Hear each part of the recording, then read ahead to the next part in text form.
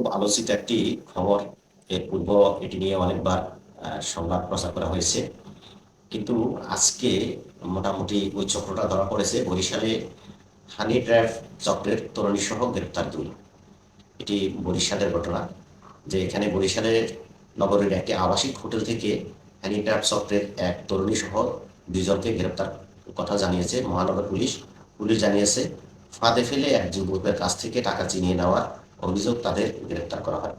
অর্থাৎ এই যুবককে তারা বিভিন্ন কৌশলে হোটেলে নিয়ে যায়। তাদের একটি চক্র আছে, দশজনের চক্র, এবং তাদের কাজই হচ্ছে, এই চক্রের কাজই হচ্ছে এটা, যে বিভিন্নভাবে যুবকদের কৌশলে তারা হোটেলে নিয়ে সেখানে তাকে বিভিন্ন রকমভাবে তার ভিডিও করে তারপরে তাকে ব্ল্যাকমেল করার চেষ্টা করে, এবং এভাবে তারা করে আসতেছে।